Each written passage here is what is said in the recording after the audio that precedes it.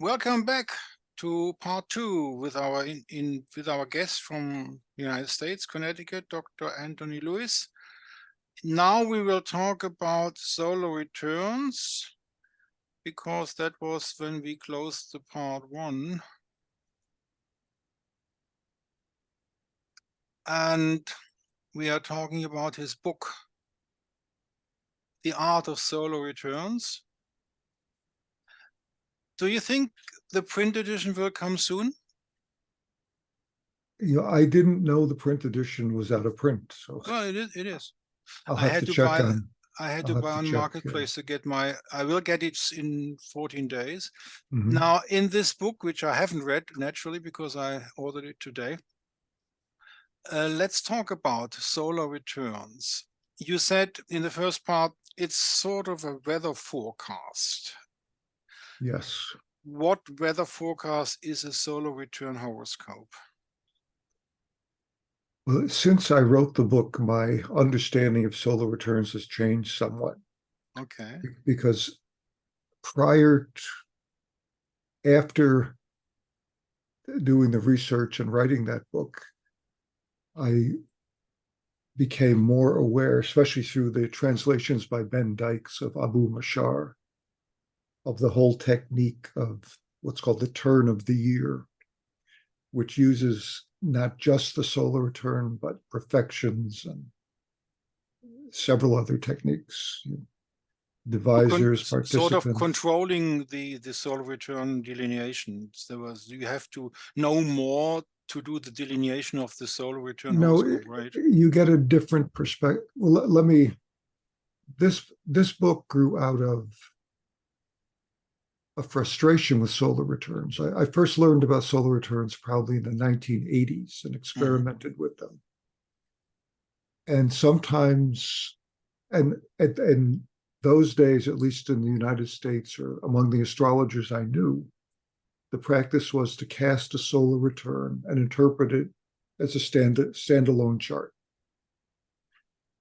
And sometimes those charts were very informative, and sometimes they were way off base. And I discussed this with colleagues, and I remember two of my colleagues said they had the same experience. One was Luis Lasur in Mexico, who said he would do solar returns, and sometimes they would pinpoint what the year would be like, and other times they were just wrong. And my colleague Bruce Schofield, who lives nearby in a nearby state, said the same thing. And so that got me curious because I knew the technique was one of the honored techniques for centuries. It was used by William Lilly, by Marinus, by the medieval and Renaissance astrologers. So how was it that we modern astrologers were so off base, and how the traditional astrologers, at least of the medieval and Renaissance period, felt it was so important to look at the annual return of the sun? And so based on You that, mean the ingress in Aries? no, up to the natal position, the annual Oh, return of the sun to its oh, birth position. okay, yeah, Yeah. okay. To Aries was in mundane astrology, but this principle is the same. The new year, the sun's position at the exact moment of the new year, whether it's the new year for the world or for the person. And that chart, those transits, will be especially meaningful for what happens during that year. That's the principle. Yes. And so in researching it, I found that the most compelling author I was reading at the time was Marinus, the French 17th century astrologer. Morin de Villefranche. And he, I thought, was brilliant, and his approach was basically the one I adopted at that time. Now, William Lilly also used solar returns, but he did use some of the older techniques that Marinus didn't.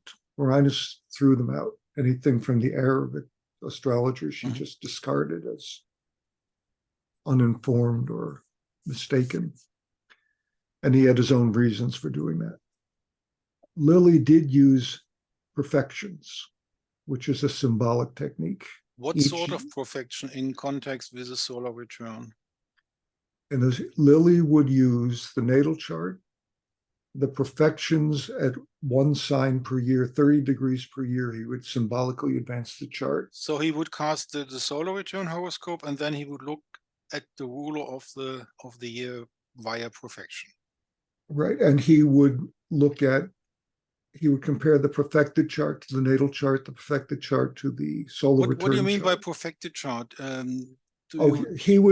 Lilly would move everything in the chart at a rate of 30 degrees per year. So all the factors would be perfected for 30 degrees. Yeah, okay. Exactly. Okay.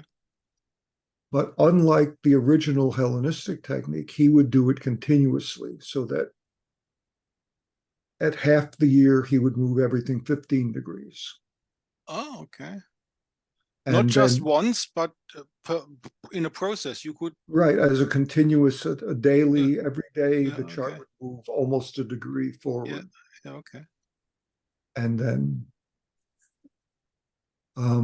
did he then overlay the two horoscopes? Did he I don't think he overlaid them, but did something like a synastry of perfected? He compared them. So basically, the rules of synastry could be applied. The rules of synastry. Yeah. Do you do this? Apply the synastry rules for the perfected chart and the solar return chart? Well, I do it sort of, but not exactly. Oh, okay. Okay. When Abu Mashar's work became available, because I don't think Ben Dykes fully translated it till a few years ago. Yes.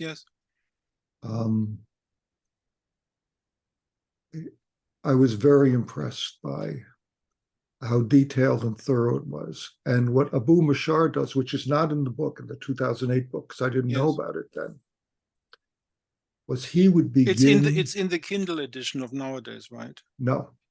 Oh, not even. That book was published in 2008, which means it was written in 2006-07. Oh, so you don't have a new edition of your... I do not have a new edition. If I were to do a new edition, I would completely rewrite parts of the book. Which you might not do because you are the same age I am, okay? It's on my agenda of things I'd like to do. Yes. Okay, so people can read the Solar Return book in the Ben Dykes translation. The Abu Mashar book, not my book. Yeah, the Abu Mashar. Well, one could take your book and read the Abu Mashar book and then combine the two. Right. Okay. Mine was, there were the two major influences of my book were Marinus in the 17th century, and then the French astrologer Volgin. I guess he was originally Ukrainian and he moved to France. Do you know his work? No. Alexander Volgin. Oh, okay. So let's influential in France. He had a school of astrology that studied solar returns for years, and he had years of empirical data. Yeah. So your book from 2008, let's take that, and then look at Abu Mashar. Is the perfected chart the only edition, or is there something more that you do nowadays because of Abu Mashar? What I would do nowadays is Abu Mashar started with the perfection, because he has 19 factors to comply with, right? Yes. Do you do that? Not all 9. Well, yes and no. Not all 19. They're in order of importance. So what do you use always? Okay. The annual perfection, that what is the sign that's of the year. Yeah. And its ruler. Okay. And how do you do that when you have the ruler of the perfected chart? How do you combine that with the solar chart? Okay. The most important chart is the natal chart. Yes. Because that is the archetype for the individual. Yes. So you study the planet in the natal chart. An example, because I was looking recently at Frida Kahlo's chart, the Mexican artist. Okay. She had a terrible accident at age 18. she was on a trolley car that collided with a bus, or she was on a bus that collided with a train. In any case, she was pierced by a handrail. It really almost killed her, left her deformed and injured and in pain the rest of her life. Okay. This should show up in her solar return. Okay, Now, it turns out that at age 18, the perfected year, it's the 18th, it's age 18, so it corresponds to the 7th house. Yes. And she has Leo rising, so it corresponds to Aquarius, ruled by Saturn. We're using traditional rulers. So you would study carefully Saturn in her birth chart. Well, Saturn to begin with is a traditional malefic, so it's probably going to be a difficult year, a Saturn year. Her Saturn is especially difficult because it occupies her 8th house, which is a difficult combination. A major malefic in the 8th house, which is life-threatening conditions. And her Saturn, I think, makes a square to, she has a Venus-Pluto conjunction that is an almost exact square to this 8th house Saturn.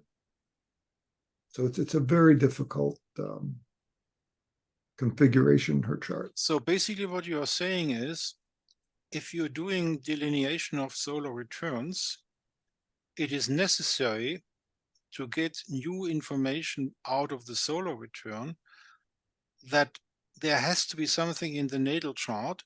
If the solar return by itself has something totally disconnected from the radix, you can't use it. Is that what you're saying? It's right. The solar return, well, let me say it this way. The natal chart is the blueprint for the entire life. And if that blueprint is not mirrored in the solar return, then the solar return is of no importance in that part. In that context, yes, that aspect of the natal chart is not emphasized in that year, so it's much less likely to be a factor in that year. Let me repeat that to get this clear. Sure. We have the natal chart as the blueprint for everything.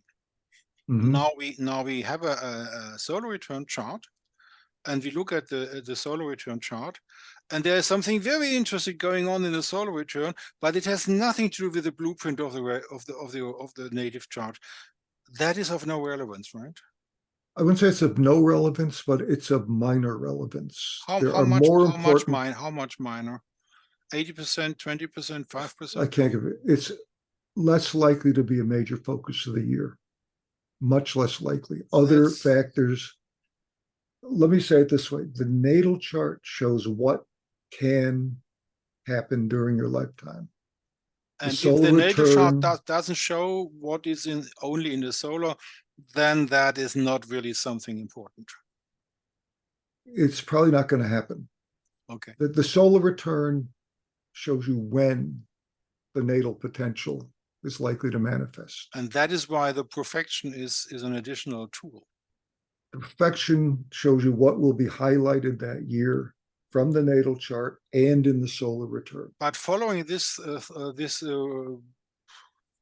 thought path, that would mean that also the transits should be looked at, and the zodiacal releasing, and all the other the secondary progressions and all that, because that's also something in that year. Right. So that year, with Saturn ruling the year, any transit involving Saturn or any predictive technique in which Saturn is involved would be highlighted, would be extremely important. Okay, so let me come back to my question. What factors you use? You use the perfection, you use the transits, you use secondary directions, progressions? I use primary directions. Primary directions? Which is what Marinus did, but I use both what I guess they now call it direction through the bounds, or circumambulation through the bounds is one form, and then primary directions, just for the year. Okay, what else? And obviously the solar return. Firdaria? Firdaria, Abu Mashar puts high on the list. I How tend about not, you? How about you? I look at them, I don't pay that much attention because, Let's concentrate on what you do. yeah, Abu Mashar is quite long gone. What do you okay. do?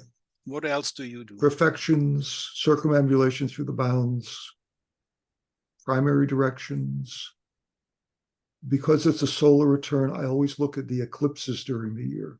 Those Okay. are very important and highlight either planets or houses in the chart. Yes. And I also take the solar return and look at its secondary progressions during the year, Mm-hmm. because those show when the aspects within 24 hours of the solar return will perfect by secondary progression during the year. And what else do I do with solar returns? Well, that's a lot. I also use, Abu Mashar talks about this technique called the Lord of the Orb, Okay. which strangely was left out of English translations. If you look at the textbooks from the Renaissance in Spain and Italy, even in Latin, the Lord of the Orb is a major chapter on interpreting the solar return. When you get to English textbooks, they don't even mention it. I think Okay. Bonatti mentions it in one point, but Okay. doesn't elaborate. What is that Lord of the? The Lord of the Orb is part of looking at the perfected chart, but it's a way of perfecting the Lord of the hour of birth. The idea being that each of us is born in a certain planetary hour. There are 24 planetary hours during the day. And the planet that rules the hour that you were born is highly significant. In horary, it's one of the criteria for whether the chart is radical or not. And you simply What does that take, mean? The Hori chart is radical. That you can delineate it. You mean? exactly. The idea in horary is if you ask a question, the question should have some relation to the planet ruling the hour that you ask the question. Okay. Otherwise, the question doesn't seem valid. So that Right? is Like if some. you ask a question about a relationship, Yeah. you'd expect probably Venus to be Lord of the Hour or something. Okay. Okay. Okay. So if you're born, you and your diamond chose a certain planetary hour to come into the world. That hour is very important. This is often missed in the English translations. And I don't know about the German translations. Probably it's there. I wouldn't know. So this Lord So of the Orb, oh, how do you do that? The orb simply refers to all the celestial sphere. Mm-hmm. It's and here's how to know your Lord of the hour. You look at where the sun is when you were born, and it'll be at a certain planetary hour in the sky. The first hour of the day of birth is the same planet rules as the day of birth. Do you know what day you were born on? 13th of December. But what day of the week? I don't know. You okay? I See, haven't checked that. astrologers don't pay attention to this Yeah. anymore. Yeah, that's right. Let's assume it's a Monday. Yeah. Okay. Then the moon rules your day of birth. And in the past, astrologers say that is highly significant. You were born on a moon day. You chose a moon day. Yeah. And you were born in a specific hour. Well, suppose it's the third hour. So suppose you were born in the morning, the third hour of the day. Okay. Each planetary hour, you take the time from sunrise to sunset, divide by 12. Yes. Yes, I know that. If on a Monday, it would be the first hour is the moon. Then you go in the reverse Chaldean order. The second hour would belong to Saturn. The third hour would belong to Jupiter. And so Jupiter would play a major role in your life. Yes. Okay. Because you chose that hour to come in the world at. And the modern books threw that information out. Interesting. They didn't include it for some reason. Yes. Okay. And then what Abu Mashar said is that you just take your birth hour. Let's say it's Jupiter in your case. I'm making that up. And then your first year of life, your whole first year of life and your first house are associated with Jupiter. Then your second year of life after Jupiter comes Mars would be associated with Mars and the second house. And then the third year would be the sun comes after Mars, the sun. And that goes on for So your entire that life. is another sort of perfection routine. Exactly. It's a perfection in Chaldean order of the birth hour planet. Of the birth hour. And it turns out basically that what you're saying is this is a kaleidoscope of additional practices, which makes the work to do a delineation of the solar return, it quadruples it, right? well, no, it actually helps you focus more. Like, okay. Let's take Frida Kahlo. She had her accident in a Saturn year. Yes. I think in that year, if I recall correctly, yeah, her Lord of the Hour that year was the moon. Okay. And that's significant because natally the moon rules her 12th house, which is a house of confinement, hospitalization. Okay. So that year she has Saturn active, which resides in her 8th house at birth, rules her 6th house at birth of illness. Okay. And it's working its partner in the year, in running the year is the moon, which rules her 12th house. So basically what you're expect the saying is 6th, 8th, 12th house event.